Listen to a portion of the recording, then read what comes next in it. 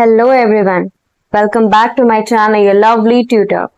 तो आज हम बात करने वाले हैं सेल्फ एंड पर्सनालिटी के बारे में। हमारे आगे वाले वीडियोस इसमें हम बात करेंगे ट्रेड थ्योरी के बारे में। उससे पहले जो हमारा बचा हुआ था उसको हम बता देते हैं।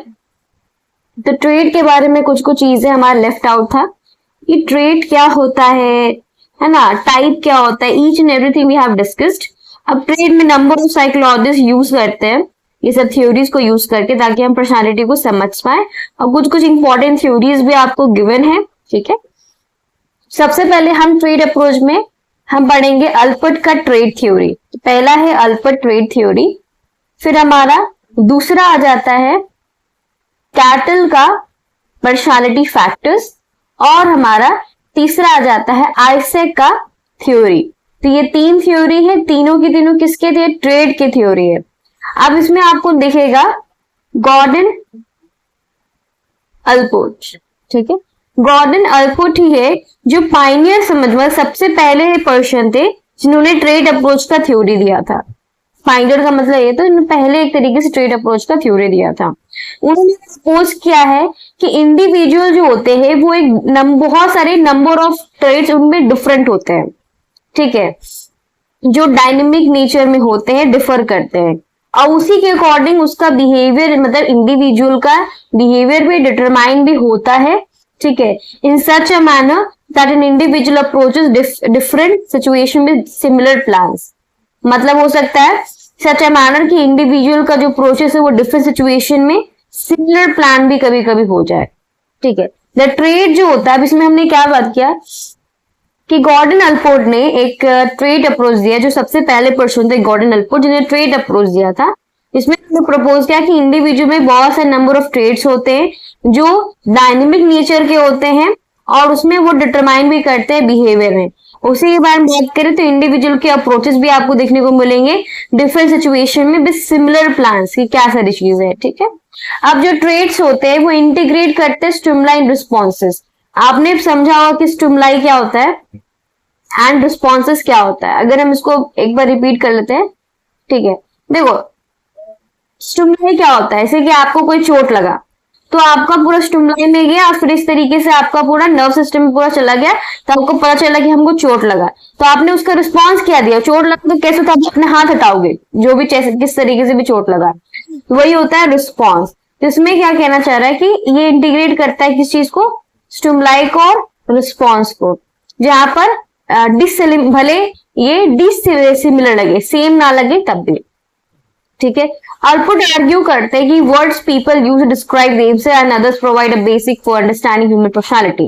तो अल्पोर्ट आर्ग्यू करते हैं दैट दी वर्ड्स, जो वर्ड्स यूज करते हैं ना पीपल यूज टू डिस्क्राइब, अपने आप को डिस्क्राइब करने के लिए, दूसरे को डिस्क्राइब करने के लिए, वो एक बेसिस है समझने के लिए ह्यूमन पर्सनालिटी। मतलब जो भी ह्यूमन बीइंग वो यूज करता है वो वर्ड अपने आप को बताने के लिए कि हम ऐसे, या दूसरे को बताने के लिए, वो एक बेसिस है अंडरस्टैंडिंग ह्यूमन पर्सनालिटी का। उन्होंने एनालाइज किया है अल्पोर्ट ने, गॉर्डन अल्पोर्ट ने, कि वर्ड्स ऑफ इंग्लिश लैंग्वेज जो होता है वो ट्रेड में आप देख सकते हो जो डिस्क्राइब करता है पीपल को। अब इसमें अल्पोर्ट ने उनके कैटेगरीज में ट्रेड्स में तीन तरीके डिवाइड किया है, कार्डिनल, सेंट्रल और सेकेंडरी। तो आप ऐसे आ सकते हैं सी, फिर सी और फिर एस, ठीक है। अब तीनों के तीनों क्या है? कार्डिनल ट्रेड क्या होता है?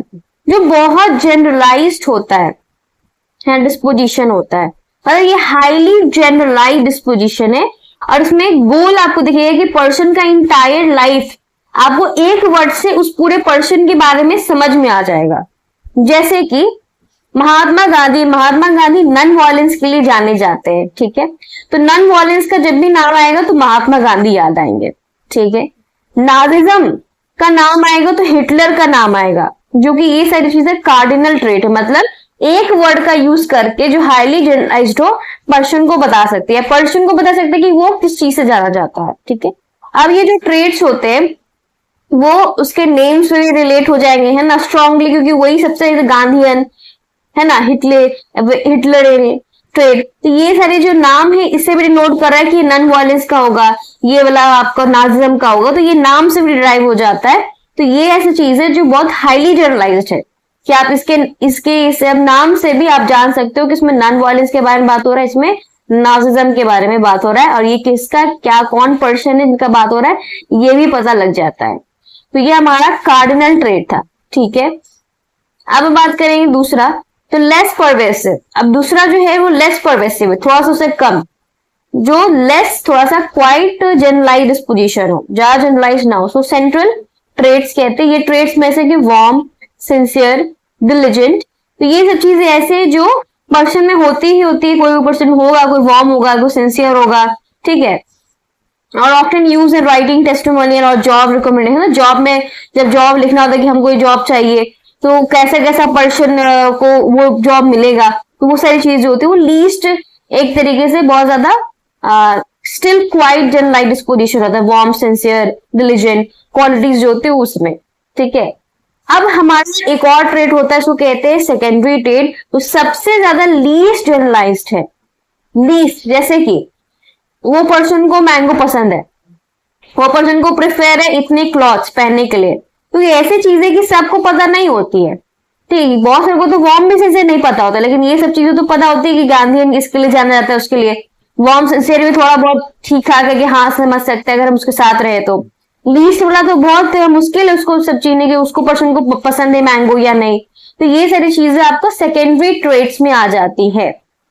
तो आपने समझा CCS के बारे में। लास्टली हम इसको बताते हैं, तो उसके बाद हम इसको एक कंक्लूजन भी दे देंगे। तो वाइल अल्पोर्ट का जो नॉलेज था कि influence of situation on behaviour, he held that the way of a person react, जैसे कि कोई भी पर्सन जैसे वो रिएक्ट कर रहे हैं, ठीक है, way of the person react situation depend करता है उसके ट्रेट्स पे। मतलब कुछ भी सिचुएशन है तो कैसे रिएक्ट करेगा वो उसके ट्रेट्स पे डिपेंड करता है। ऑल्दो पीपल जो होते हैं वो शेयरिंग द सेम ट्रेट, हो सकता है ये पर्सन हो, ये पर्सन दोनों के दोनों बहुत ज्यादा हॉनेस्ट हो, सेम ट्रेट हो, है ना, लेकिन हो सकता है ये डिफरेंटली बिहेव करे और ये भी डिफरेंटली बिहेव करे एक ही सिचुएशन में। तो ट्रेड भी सेम हो जाएगा, लेकिन हो सकता है वो बिहेव लेकिन डिफरेंट करे, तो ये भी इसमें बात है, ठीक है। अल्पोर्ट जो है वो कंसिडर किए कि ट्रेड को मोर लाइक इंटरवेनिंग वेरिएबल्स, इनको एक तरीके से वेरिएबल्स का नाम दिया गया कि बहुत इंटरवेनिंग वेरिएबल्स है जो अकर करता है बिटवीन स्टिमुलस और सिचुएशन और रिस्पॉन्स में, ठीक है। अब इसका मतलब क्या है कि any variation in traits would elicit different response, जैसे कि ट्रेड भले सेम है बट अगर एक पर्सन है दोनों के दोनों हॉनेस्ट है, बट कुछ चीजें अगर थोड़ा सा भी इधर उधर हुआ तो हो सकता है वो दोनों के दोनों डिफरेंट करे, जो वही चीज हमने बात की वही चीज है, ठीक। सेम सिचुएशन में वो दो अलग बिहेव करेंगे। अब इसको हम रिपीट कर रहे थे कि हमने क्या समझा। हमने समझा ट्रेड थ्योरी के बारे में, जो कि सबसे पहले अल्पर्ट ट्रेड थ्योरी है, जो कि गॉर्डन अल्पोर्ट है, ठीक है। उन्होंने ट्रेड थ्योरी दिया है, सबसे पहले पर्सन जिन्होंने ट्रेड थ्योरी दिया है। इनका कहना था कि इंडिविजुअल जो होते हैं बहुत नंबर ऑफ ट्रेड्स में रहते हैं इंडिविजुअल में, ठीक है, जो डायनेमिक बिहेवियर का रहता है, मतलब कि बहुत अलग डिफरेंट रहता है। अब इसमें ये चीज है कि इस मैसेज मैनर की इंडिविजुअल अप्रोचेस में हम डिफरेंट सिचुएशन में डिफरेंट प्लान्स, सिमिलर प्लान हो सकता है कि डिफरेंट सिचुएशन हो बट सिमिलर प्लान करें, जैसे कि एक का कोई और सिचुएशन है दूसरा का भी कोई और सिचुएशन है, तो वो एक सिचुएशन में बांध दो सेम होती, ये भी हो सकता है, ठीक है, ये भी चीज हो सकता है। स्टिमुलस एंड रिस्पॉन्स बहुत इंपॉर्टेंट इसमें चीज था। अल्पोर्ट आर्ग्यू करते हैं कि वर्ड से हम उसको पता लगा सकते हैं कि पीपल कैसा है, ये भी चीज हो जाता है। इसमें इन्होंने तीन कैटेगरी को डिवाइड किया, CCS, C से कार्डिनल, जो बहुत हाईली जनरलाइज्ड है, जैसे कि एग्जांपल है नॉन वायलेंस से कौन याद आते हैं, महात्मा गांधी, ठीक है। नार्सिसिज्म से कौन याद आते हैं, हिटलर। तो कार्डिनल ट्रेट्स हो जाते जो बहुत एक तरीके से रहते हैं, उनमें घुसे पड़े तो उनका आइडेंटिटी में ही घुस जाता है, गांधीयन और हिटलर रिलेटेड। फिर लेस परवेसिव में क्या है भाई, ट्रेड सेकेंडरी ट्रेड होते हैं, जो वार्म, सिंसियर, डिलिजेंट, ये सबको पता नहीं होता, अगर आप उसके साथ रहोगे तब आप जान सकते हो। लीस्ट कौन है, सेकेंडरी है, जिसमें आप उसको पसंद है मैंगो, उसको इतने क्लॉथ पहनना पसंद है, वो सबसे कम सेकेंडरी ट्रेड, ठीक है। आई होप इतना समझ में आ गया होगा। अब हम बात करने वाले हैं कैटल के बारे में, पर्सनालिटी फैक्टर। सबसे पहले हमारा अल्पोर्ट वाला हो गया। कैटल का पर्सनालिटी फैक्टर्स में क्या है कि रेमंड कैटल है जिन्होंने बिलीव किया था कि एक कॉमन स्ट्रक्चर होता है जहां पर पीपल डिफर करते ईच अदर, मतलब एक ऐसा स्ट्रक्चर है जहां पर ये भी पर्सन और ये भी पर्सन डिफरेंट होगा, डिफर करेगा, एक कॉमन स्ट्रक्चर, इनका ये कहना था। अब सही है कि गलत देखते हैं आगे, समझ में? वन सेकेंड, अब देखते हैं क्या आगे सही है गलत। तो ये जो स्ट्रक्चर है कुड बी डिटरमाइंड एम्पेरिकली, मतलब इन्होंने कहा था जो स्ट्रक्चर हो हम उसको पता लगा सकते हैं। एम्पेरिकली मतलब साइंटिफिकली, साइंटिफिक मतलब कि एक तरीके से उसको मैथमेटिकली हम उसको पता लगा सकते हैं, वही चीज का कहना है, ठीक है। तो he try to identify the primary traits from a huge array of descriptive adjective found in language. तो उनका ये था कि उन्होंने आइडेंटिफाई करना चाहा प्राइमरी ट्रेट, कि हमारे में क्या प्राइमरी ट्रेट्स होते हैं, है ना, जो अलग होते एक तरीके से, जो लैंग्वेज में भी देखने चाहे थे उन्होंने। तो उन्होंने एक स्टैटिस्टिकल टेक्निक का यूज किया जिसको कहते हैं फैक्टर एनालिसिस, इस चीज को जानने के लिए, आइडेंटिफाई करने के लिए primary traits from a huge array of descriptive adjective, क्या प्राइमरी क्या है, कॉमन क्या है, ठीक है। To discover the common structure, कि कॉमन स्ट्रक्चर क्या है उसको डिस्कवर करने के लिए, ठीक है। इन्होंने 16 प्राइमरी और सोर्स ट्रेट निकाला, तो इन्होंने 16 निकाला, 16 प्राइमरी, और इसको ये भी सोर्स ट्रेट्स भी इसको हम कह सकते हैं, it can also be known as source trait. तो इन्होंने ये निकाल दिया, सो ढूंढ लिया, ठीक है, 16 प्राइमरी और सोर्स ट्रेट। अब इसमें जो सोर्स ट्रेट्स है वो बहुत स्टेबल होता है, और इसमें बिल्डिंग ब्लॉक्स और पर्सनालिटी माना जाता है, क्योंकि ये क्या प्राइमरी है तो एक तरीके से स्टेबल होगा, ठीक है, और यहाँ बिल्डिंग ब्लॉक्स और पर्सनालिटी माना जाएगा। लेकिन इसके अलग सरफेस ट्रेट्स भी होते हैं जो एक रिजल्ट है किसका, इंटरैक्शन ऑफ सोर्स ट्रेट। जब सोर्स ट्रेट्स का इंटरैक्शन होते हैं, है ना, तब जाके सरफेस ट्रेट बनता है। तो ये इसका रिजल्ट ही है, समझ में आ गया।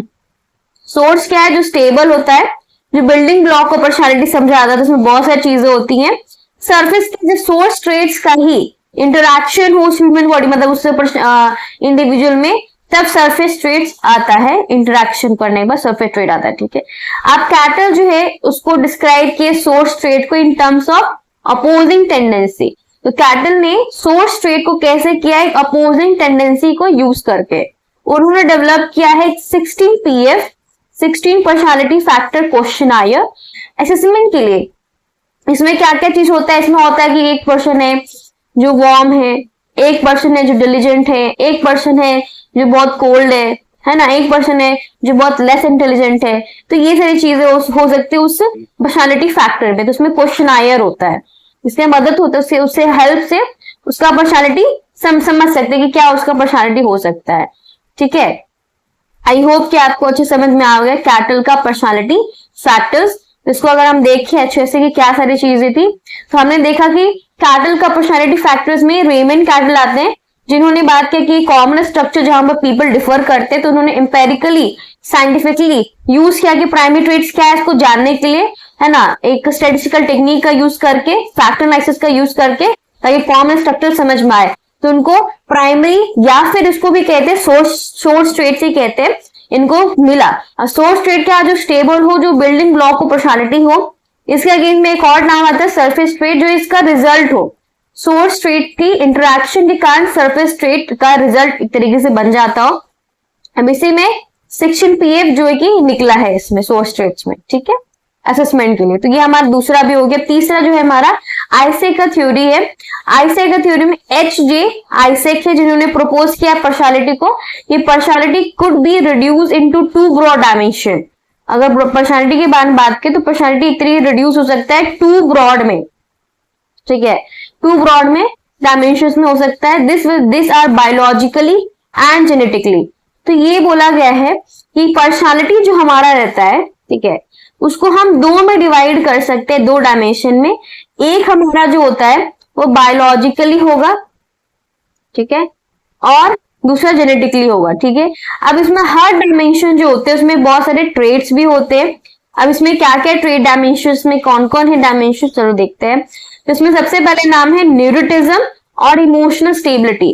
देखो, न्यूरोटिज्म वर्सेस दिया हुआ इमोशनल स्टेबिलिटी, तो ये इसका उल्टा होगा, ये समझ में।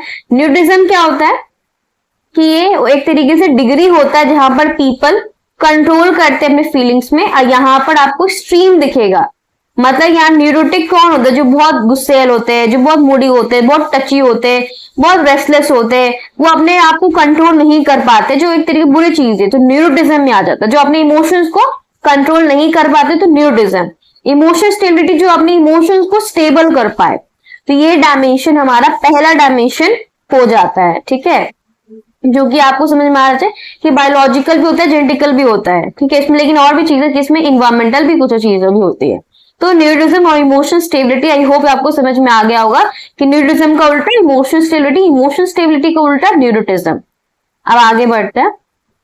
हमने ये पिक्चर इसलिए लगाया टू लाइक आपको समझ में अच्छे से आएगी क्या कौन है जो इमोशनल स्टेबल है, कौन है जो इमोशनल स्टेबल नहीं है, तो ऑल दिस थिंग्स। ठीक है, अब बात करने वाले हैं हमारा आगे वाला जो हमने बात किया था कि ठीक है, अब जो इमोशन स्टेबल होते हैं वो कौन होते हैं, जो काम होते हैं, जो इवन टेम्पर्ड रहते हैं, रिलायबल होते हैं, जो कंट्रोल में रहते हैं। ठीक है, अब इसका सेकंड देखो, अगर मेनली बात करें, हमने बात की दो डायमेंशन में डिवाइड होते हैं, एक बायोलॉजिकल और जेनेटिकल, दोनों तो एक ही है, लेकिन इसमें डायमेंशंस कौन है, तो दो है डायमेंशंस। पहला है एक आपका न्यूरोटिज्म और इमोशन स्टेबिलिटी, और दूसरा है एक्सट्रोवर्जन और इंट्रोवर्जन। ठीक है, बट इसके बाद भी कुछ कुछ चीजें आएंगी जो हम बात करेंगे। तो एक्सट्रावर्जन आप पता ही ऐसे हो जो सोशली आउटगोइंग हो, सोशली विथड्रॉन कौन होंगे, इंट्रोवर्जन। ठीक है, सोशली आउटगोइंग कौन होंगे, एक्स्ट्रावर्जन होंगे। इंट्रोवर्जन जो ज्यादा सोशली ना हो तो विथड्रॉन होते हैं, तो वो चीज है। तो ये सभी चीजें आपको समझ में आ गया हो। ठीक है, और यहाँ पर देख रहा हो जो इंट्रोवर्जन होते हैं वो पैसिव होते हैं, क्वाइट होते हैं, कॉशियस होते हैं, रिजर्व्ड होते हैं। अब लेटर में बाद में ना आइजैक ने और थर्ड डायमेंशन भी दिया है। ठीक है, क्योंकि हमने बात किया कि दो में डिवाइडेड होता है, पहला तो बायोलॉजिकल और जेनेटिकल, दोनों तो एक ही है, बस इसी में दो डायमेंशन है। पहला हमारा न्यूरोटिज्म और इमोशनल स्टेबिलिटी जो हमने बात किया, और दूसरा हमारा एक्स्ट्रावर्जन और इंट्रोवर्जन। लेकिन तीसरा भी है जो बाद में उन्होंने बात किया था, जो साइकोटिज्म वर्सेस सोशियबिलिटी। ठीक है, अब ये क्या है, साइकोटिज्म और सोशियबिलिटी, तो ये कंसिडर होता है इंटरैक्ट का दो डायमेंशन, मतलब दोनों डायमेंशन जो हमने बात किया था, है ना, उसी का इंटरैक्शन इसमें आपको देखने को मिलेगा। एक ऐसा पर्सन होता है जो स्कोर करता है हाई इन साइकोटिज्म, तो वो पर्सन में हॉस्टाइल, वो पर्सन में ईगोसेंट्रिक, वो पर्सन में एंटी सोशल भरा पड़ा होगा। ठीक है, इसका उल्टा आप दे दो सोशबिलिटी का ईपीक्यू, इसमें ईपीक्यू है, उसमें क्या था 16 पीएफ है, बट इसमें ईपीक्यू है। आइजैक पर्सनालिटी क्वेश्चन आए, ये भी असेसमेंट के लिए बहुत जरूरी होता है कि पर्सनालिटी में डायमेंशन को समझने के लिए। अब ट्रेड अप्रोच बहुत पॉपुलर है, बहुत एडवांटेज रिस्पेक्ट किया टेकिंग टू प्लेस, एंड इसके बियॉन्ड भी बहुत स्कोप है, स्टडीज भी बहुत ज्यादा है। अब इसमें और भी बातें करने वाले हैं। 2.2 बॉक्स को देखने के लिए बोला जा रहा है, उसको देख लेते हैं। इसमें हमारा वही चीज है 5 factor model of personality. Ocean से आपको याद रखना है। ठीक है, ओ से ओपननेस टू एक्सपीरियंस, सी से कॉन्साइट्यूनियस, ई से एक्स्ट्रावर्जन, ए से एग्रीवनेस, एन से न्यूरोटिज्म। अब यहाँ पूरा डील किया हुआ है कि क्या सारी चीजें होती है। तो यहाँ पर बताया गया है कि पहले तो Paul Costa and Robert McCrae हैं जिनके द्वारा ये पर्सनालिटी ट्रेट्स निकले हैं, 5 फैक्टर मॉडल ऑफ पर्सनालिटी। इसको कहते हैं बिग 5 फैक्टर्स। समझ में, बिग 5 फैक्टर्स। सबसे पहले है ओ, ओपननेस टू एक्सपीरियंस। जो इसमें हाई होते हैं वो बहुत imaginative, curious, open to new ideas, interested in culture pursuits. अब इसके अगेंस्ट बात करेंगे जो लो ऑपोजिट होते हैं, इनका उल्टा होगा। ठीक है, यस, आपको कुछ कुछ पॉइंट्स भी याद रखने होंगे क्योंकि हो सकता है क्वेश्चन पूछ लिया जाए। ओके, कि 6 मार्क्स के क्वेश्चन में पूछ लिया जा सकता है या 4 मार्क्स के क्वेश्चन में पूछ लिया जा सकता है। वी हैव टू रिमेंबर, ये एमसीक्यू लिए बहुत इंपॉर्टेंट है। Paul Costa and Robert McCrae जिन्होंने बिग 5 फैक्टर्स दिया था। सबसे पहले ओशन से ओ हमने बता दिया। सी कहाँ है, कॉन्साइट्यूनियस यहाँ पर है। इसमें क्या होता है, जो उसमें हाई होते हैं उसमें अचीवमेंट ओरिएंटेड, मतलब अचीवमेंट करना चाहते हैं, dependable, responsible, prudent, hard working, self control होते हैं। इनके अपोजिट में वो लोग इंपल्सिव होते हैं, उनके अपोजिट में। ठीक है, तो ये आपका सेकंड भी हो गया ओसी। फिर ई कहाँ, थोड़ा एक्स्ट्रावर्जन आ गया है। एक्स्ट्रावर्जन क्या होता है, जो लोग बाहर जाना चाहते हो, सोशली एक्टिव हो, असर्टिव हो, आउटगोइंग हो, टॉकेटिव हो, फन लविंग हो। अपोजिट में जो साई होते हैं। ठीक है, बहुत इजी है। तीसरा भी हो गया, ए कहाँ है, यहाँ है। तो हमारा एग्रीवनेस क्या होता है, ये ऐसा चीज है जहां पर पीपल हेल्पफुल हो, कोऑपरेटिव हो, फ्रेंडली हो, केयरिंग हो, नर्चरिंग हो। उसको अपोजिट में उसके होस्टाइल और सेल्फ सेंटर उसके अपोजिट में होता है। ठीक है, अब हम जाता है एन। ठीक है। एन से आपको न्यूरोटिज्म होता है, न्यूरोटिज्म के बारे में बात भी कर चुके, जो इमोशनली अनस्टेबल होते हैं, एंसियस होते हैं, वरीड होते हैं, फेयरफुल होते हैं, डिस्ट्रेस होते हैं, इरिटेबल होते हैं, हाइपर टेंसिव होते हैं। इसके अपोजिट में अगर न्यूट्रिशन नहीं होगा तो वो वेल एडजस्टेड हो जाते हैं। तो यहाँ पर हमने ओशन से याद कर लिया, बहुत इंपॉर्टेंट है, इससे आपको पांचों याद वर्ड याद होंगे, इसके स्पेलिंग आपको याद करने की जिम्मेवारी है, ठीक है। तो ये जो 5 फैक्टर मॉडल प्रेजेंट करते हैं, एक तरीके डेवलपमेंट भी और फिर पर्सनालिटी में, यहाँ पर बहुत यूजफुल अंडरस्टैंडिंग पर्सनालिटी को समझने के लिए बहुत यूजफुल होते हैं अक्रॉस कल्चर्स, कंसिस्टेंट भी होते हैं पर्सनालिटी का ट्रेड को समझने के लिए। यहाँ पर बहुत प्रॉमिसिंग पेरिकल अप्रोच भी हुआ है स्टडी ऑफ पर्सनालिटी को समझने के लिए। आई होप आपको समझ में आ गया होगा, ओशन से इसको याद रखिएगा, ठीक है। चलो अब हम बात कर रहे हैं साइकोडायनामिक अप्रोच के बारे में, फिर एक कंक्लूजन दे देंगे। साइकोडायनामिक का थोड़ा सा इसमें है, फिर अगले वीडियो में बात करेंगे इसका पूरा फुल्ली हम बात करने वाले हैं। तो इसमें हम बस समझेंगे कि ये बहुत पॉपुलर अप्रोच है पर्सनालिटी को स्टडी करने के लिए, साइकोडायनामिक अप्रोच। अब ये अलग ही है, एक हो गया, ये टाइप और ट्रेड में नहीं आता, टाइप और ट्रेड वाला हमारा खत्म हो गया, ये अलग है। अब ये जो है किनके द्वारा दिया गया है, सिगमंड फ्रॉइड के द्वारा दिया गया है, ठीक है। ये कौन थे, तो एक फिजिशियन थे जिन्होंने डेवलप किया था थ्योरी में, क्लिनिकल प्रैक्टिस में। और उनसे पहले क्या क्या सारी चीजें थी कि उन्होंने 2 चीज का यूज किया था, ड्रीम एनालिसिस का यूज किया था, फ्री एसोसिएशन का यूज किया था, जो हम अगले वीडियो में जानने वाले हैं। तो बस हम रिपीट कर लेते कि हमने क्या क्या पढ़ा है, ठीक है, इस पूरे वीडियो में। तो हमने समझा कि जो हमारा ट्रेड थ्योरी था उसमें सबसे पहले अल्पोर्ट का ट्रेड थ्योरी, जिसमें CCS में हमने डिवाइड किया, कार्डिनल, सेंट्रल और सेकेंडरी, वो हमने समझा। फिर इसका सेकेंड आता है कैटल वाला, कैटल हमने समझा कि 16 PF होते हैं, इसमें हमने समझा कि किसने दिया, रेमंड कैटल ने दिया। इसमें क्या सारी चीजें थी, फैक्टर एनालिसिस थी, सोर्स ट्रेड, सरफेस ट्रेड और 16 PF।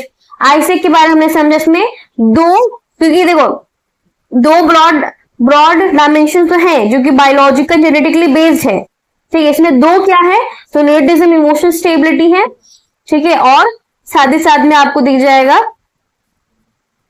यहाँ पर एक्स्ट्रावर्जन और इंट्रोवर्जन भी हो जाएंगे, दोनों के बारे में बताया। बट उसके बाद भी आया है तीसरा, बाद में आया है साइकोटिज्म और सोशलाइबिलिटी। साइकोटिज्म क्या होता है, सोशलाइबिलिटी क्या होता है, EPQ क्या होता है, ये भी हमने जाना।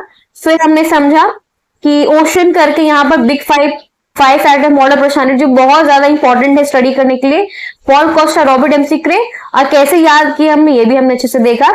फिर हमने देखा साइकोडायनामिक अप्रोच में कि किसने दिया है, सिगमंड फ्रॉइड के द्वारा दिया गया है, एक फिजिशियन थे जो डेवलप किया था थ्योरी को क्लिनिकल प्रैक्टिस से। अब इसमें के बाद जो हम बात करने वाले वो अगले वीडियो में बात करने वाले हैं। तो thank you so much for watching my video, please wait for the next video to upload it. Bye bye.